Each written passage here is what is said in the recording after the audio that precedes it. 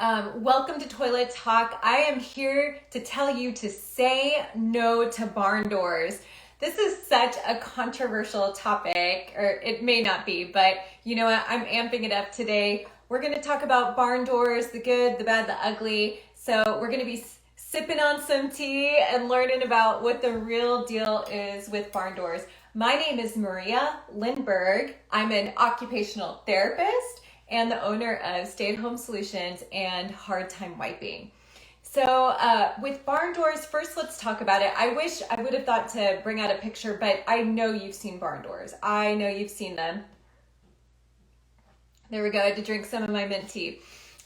So with barn doors, they are everywhere. If you watched Fixer Upper, Rehab Addict, basically any show on HGTV, if you walked into any new senior living facility that's been built, you've seen them in homes. They are just those big oversized doors that are on a track and they slide back and forth.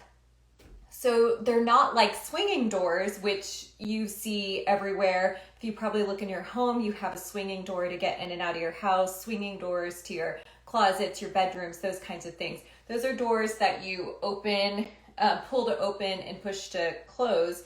Barn doors, you slide them side to side and they are just everywhere. And so you may be asking, well, Maria, why are you hating on barn doors? I'm not entirely hating on them, but there's a lot of reasons there. I actually wrote a blog post, if you want to check it out, at stayathomesolutionsKC.com that talked about 5 things that you must know about sliding doors, where I also go into a little bit of depth on pocket doors as well. Pocket doors, just to let you know, I'm not going to talk too much about it right now, but pocket doors are similar to barn doors where they slide back and forth, except those are actually inside of the wall. They live inside of the wall. They don't live outside of the wall like the barn doors do. So barn doors, they are beautiful. You may think initially, oh, that's such a space saver. Barn doors aren't taking up the space where you have to swing out the door or swing it in. And that is very true. And you may think, okay, that may be a good reason, but you may want to double think. You may want to take a second and reconsider that. So the first thing I want to talk about with barn doors is typically I have seen hardware on barn doors that is actually really hard to grip. So ideally on doors, if it's something where you're sliding it back and forth, you may want to have a C or a D-shaped handle. So a handle like that, or that's kind of more like that shape. And those handles are easier to grip if you're pulling something side to side. On a lot of barn doors, I'll see knobs. I'll see the pulls that are in there where you have to like cup your hand inside and kind of turn your arm at an awkward angle to pull it open and shut. Sometimes I'll see little like draws, like pull draws where you have to like kind of grip it like this and open and shut it. And that can be really difficult to open and shut the door using your smaller joints that aren't as strong as other ones. Sorry, we're gonna get a little nerdy today.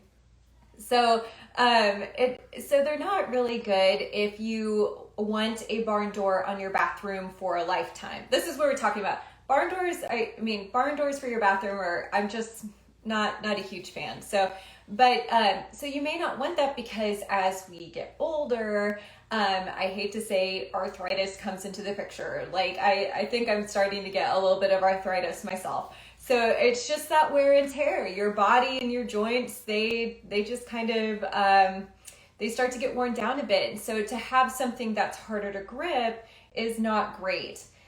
The other thing too about the door handles and just opening barn doors side to side is when we get older too, just continuing on the fun track here, there are changes to your strength. And I have seen I've worked with a lot of clients in senior living facilities. I've worked with a lot of clients in their homes where they may have a barn door or even a pocket door. And it is just, you watch these people who are really struggling to open the door because they may not have as good core strength as when we're younger. So their back and their belly muscles may not be as strong. And also their shoulder muscles, and using your arm to pull it open. Sometimes I'll see people pull things open, like where they use their whole body to pull the barn door, as opposed to if you were to use a swinging door, you're not really having to use your whole body to open and shut the door. So the barn door can actually like throw people off their balance, which also brings me to my other point about barn doors, or just doors in general. So the Americans with Disabilities Act, they have a guideline for doors. And it just, just let you know, ADA, if you don't have to follow ADA guidelines in your home, which is great. That's because it's a private place. In public places, they have to follow this, but just a side note. So for doors, the guidelines are for doors to open and close, it's recommended that you use about 5 pounds of force. So the door should be heavy enough and give enough resistance where it only takes 5 pounds of force to open and close. So with barn doors, you can easily exceed that depending on the materials that the barn door is made out of, depending on the track, which I'll also get into more detail in a second. So you want to keep that in mind. You don't want the door too light where you're flinging it open, but you also don't want it so heavy that it's even more difficult to open and close. Okay, so talking about the track, let's go there. For barn doors, we know that the track sits above the door frame, above the bathroom. So the track is exposed, which means that you can get dirt on it. You need to regularly maintain it, regularly have it cleaned.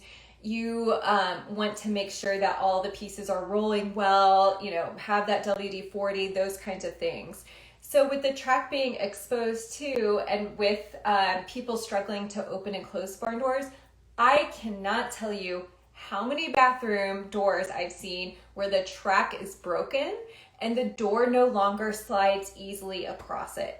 That's because because if you do struggle opening and closing the door, it's so easy to pull the barn door off of the track, and then you have to have it repaired, which, if you're living at home for a lifetime and it's not always easy to repair everything. You may have to hire somebody or have a family member, a neighbor, someone to come over. So it's kind of a hassle. So if you think about your swinging doors, how often are you having to repair those guys? I mean, for me, I haven't had to repair a swinging door in a long time, but that's just because for swinging doors, you don't have to deal with the track. So just, consider that with your barn doors on your bathroom, that you don't want to deal with it. I also want to say, if you are in a household and you have a lot of young children or those kinds of things, children are, they're learning how to open and close doors. Barn doors are such a bad idea for households with young children, unless you have a barn door in a spot in the house where you never have to close it and you just keep it open all the time. I would not recommend it unless you love hiring people to come over and fix the track, or if you love fixing things all the time, then you go for it. You put that barn door in your house. But in my household, it is not going to happen.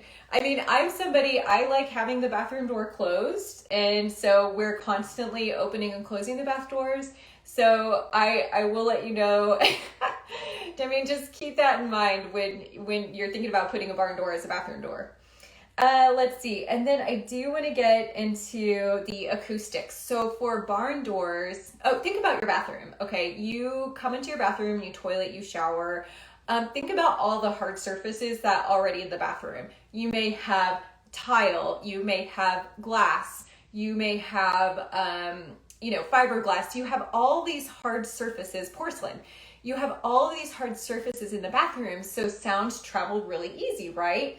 And you think about those private sounds that you don't want people to hear. So you may not want your visitors to come over, and if you have to go to the bathroom and maybe have, go poop on the toilet or whatever, you really don't want people to hear those sounds. So with the barn doors, even if you have the barn door shut, there are typically wider gaps than swing doors. So your bathroom sounds easily escape out the door. So you also have to keep that in mind too when you're installing a barn door, about how to keep those acoustics, or how to make sure you have your sounds where you want them. Now, I did find a great resource called soundproofguide.com, and they wrote a blog post about with tips on how to soundproof your barn door for your bathroom. And so some of them include like weather stripping, using a solid door, putting a board on the bottom, or those kinds of things. Hello, welcome to Toilet Talk. If you have a question, please let me know. Just holler. Talking about barn doors here.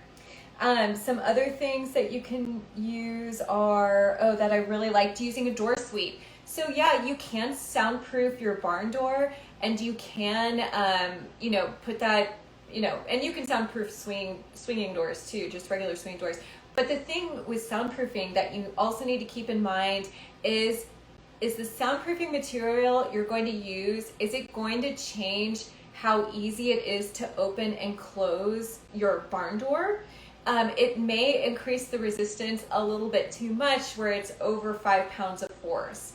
Or maybe it just knocks, the soundproofing doesn't keep the barn door on the track as well. So those are things that you really want to think about. If you do have any questions though, I'd love for you to direct message me. You can contact me by email. If you head on over to stayathomesolutionsKC.com. I'm just talking about all these different points with barn doors, just like, thinking about the track, thinking about the door material and the soundproofing, thinking about the people in your household. Are barn doors going to work for you? Are you somebody who doesn't even care if the bathroom doors open all the time? Because that may be you, and you may want to put a barn door in your bathroom because you don't actually keep the barn door closed. That's fine. But for me, in my case, I have a young daughter. Barn door's not a good idea for young children. And for us in my family, it wouldn't work. It may work for you, but barn doors as bathroom doors don't work well in my bathroom. And through my experience, I haven't seen barn doors work well at all for people who want to live at home for a lifetime and have their bathroom set up for them to be safe and independent. So just keep those things in mind. But if you do have any questions, please reach out to me. You're welcome to ask me if I think that a barn door is good for your situation, and I'm so happy to talk about it with you. So I'm going to go ahead and wrap this up. You can find Toilet Talk on virtualcare.com. That's virtual care with a K. You can also find more Toilet Talk episodes on my IG Live. My Instagram handle is @hardtimewiping. So please do follow me and enjoy all my posts and my stories and all that. And let's see, what else do I want to say? Oh, hey, do you have a hard time wiping? If you do, or you know someone who does, or you're helping somebody, please go to hardtimewiping.com and check out my course that teaches toilet techniques and 4 different options to clean up easier after going to the bathroom. And hey, please join us next week on Toilet Talk. We have a special guest, Elizabeth from Happy Healthy Caregiver. She's going to join us and talk about sink faucet handles, so you really don't want to miss out. I thank you so much for watching. You have a wonderful rest of your day. Drink that tea. Be controversial about those barn doors, honey. And I will see you next week, okay? Take care.